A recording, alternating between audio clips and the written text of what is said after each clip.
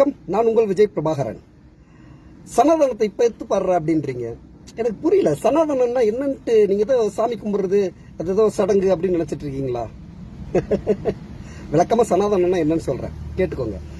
ஒரு காலத்துல நமக்கு அரிசி உணவுகள்லாம் சாப்பிட்றதுக்கு அனுமதி இல்லை. கேழ்வரகு, கேப்பை இந்த மாதிரி உணவுகள் தான் சாப்பிடணும். அரிசின்றது கனவு மாதிரி அரிசி உணவு. இன்னைக்கு எல்லாருமே நம்ம அரிசி சாப்பிட்றோம், ஃபாஸ்ட் ஃபுட் சாப்பிட்றோம், ஏன் பீஸா பர்கர் வெளிநாட்டு உணவு கூட சாப்பிட்றோம். உணவு சுதந்திரம் இல்லாம இருந்த காலகட்டத்தில் போராடி பெற்று தந்தது சனாதனத்தை உணவில் எதிர்த்தோம். இப்ப நீங்க சாப்பிட்றீங்களா, அதை விட்டு திருப்பி பழைய படிப்போங்க. ஆடை சுதந்திரம் இல்லை ஒரு காலத்துல. நிறம் பட்டு பளபளன்னு இருக்கக்கூடிய ஆடையெல்லாம் அணிய முடியாது. நம்ம மேட் ஃபினிஷிங்ல இருக்கக்கூடிய நம்மளுடைய கதராடை, வெள்ளை வெட்டி தான், அதுவும் கலர் கூட போடக்கூடாது. இப்ப கலர் கலர் ட்ரெஸ் போட்டு கோட் ஷர்ட் எல்லாம் போட்டு சுத்திட்டு இருக்கோமே, இதுல இருக்கு சனாதன எதிர்ப்பு. காலணி சுதந்திரம் கிடையாது. காலில் செருப்பு போடக்கூடாது, புரியுதுங்களா? இன்னைக்கு நம்ம ஷூ எல்லாமே போடுறோம், ஸ்போர்ட்ஸ் ஷூ, ரேபன் ஷூ, அதுன்ட்டு எல்லாம் பிராண்டடா வாங்கி போடுறோம். கழட்டி போட்டுருங்க சனாதனத்தை ஆதரிக்கும் போது. இதுல இருக்கு சனாதன எதிர்ப்பு. குடிநீர் சுதந்திரம் இல்லை. எல்லாரும் பொது கிணத்துல போயிட்டு குடிச்சிட முடியாது தண்ணி. உயர் சாதியினர் கிணத்துல போய் தண்ணி குடிச்சிட முடியாது. நமக்குன்னு ஒதுக்குவாங்க எங்கேயாவது ஒரு இடத்துல, அதுதான் குடிக்கணும். அதுலதான் எல்லாமே. இன்னைக்கு நம்ம அப்படியா இருக்கோம். இதுல இருக்கு சனாதன எதிர்ப்பு. கல்வி சுதந்திரம் கிடையாது ஒரு காலத்துல. இன்னைக்கு எல்லாருமே படிச்சு டாக்டர், இன்ஜினியர், எல்லாருமே ஐடி எல்லாம் படிச்சு மேல வந்துட்டோம். ஏன் திருப்பி போயிடுங்க, சனாதனத்தை ஆதரிக்கிறேன்னு சொல்லி கல்வியெல்லாம் உங்க படிச்சு டிகிரி எல்லாம் தூக்கி போட்டு போயிடுங்க, முடியாது இல்ல. இதுல இருக்கு சனாதன எதிர்ப்பு. பயண சுதந்திரம் கிடையாது ஒரு காலகட்டத்தில். இன்னைக்கு எல்லாரும் நினைச்சா நம்ம எங்க வேணா யார் வேணா பயணம் பண்ணக்கூடிய சுதந்திரம் இருக்கு. அப்பெல்லாம் அப்படி இல்லை. ஒரு ஊரை விட்டு இன்னொரு ஊருக்குலாம் போனா சேர்த்துக்க மாட்டாங்க.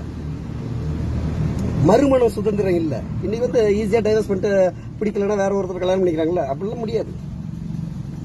கணவர் இறந்துட்டு அப்படியே இருக்கணும், விதவியா தான் இருக்கணும் காலம் ஃபுல்லா.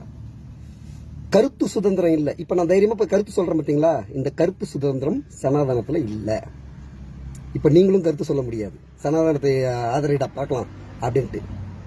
நில சுதந்திரம் இல்லை. எல்லாரும் நிலம்லாம் வச்சுக்க முடியாது. இன்னைக்கு எல்லாருமே பிளாட்ஸ்ல வீடு வாங்கிட்டு போறோம், அந்த சுதந்திரம் இருக்கு. அப்பெல்லாம் அப்படி கிடையாது. தோல்ல துண்டு போடுறதுக்கு சுதந்திரம் கிடையாது. துண்டை இடுப்புல கட்டணும், இல்ல கக்கத்துல வச்சுக்கணும். தோல் மேல துண்டு போடணும். இப்ப கட்சிக்கு துண்டை சுழட்டி தோல்ல போட்டுக்கிறீங்களா, அந்த சுதந்திரம் கிடையாது. இதுதான் சனாதன எதிர்ப்பு. நீங்க துண்ட தோல்ல போடுறது சனாதன எதிர்ப்பு தான். ஒரு நாட்டை இன்னொரு நாடு ஆளக்கூடாது. அதே போலதான் ஒரு ஜாதியினர் பிற ஜாதியினர் ஆளக்கூடாது. இதுவும் சமூக நீதி. இதை ஏதோ திமுக தான் கண்டுபிடிச்சது அப்படிலாம் கிடையாது. 300 வருஷமா போராடி கிடைச்ச எல்லாம் 300 வருஷமா. இதை தேர்தல் அரசியலுக்குள்ள கொண்டு வந்தது நீதி கட்சி.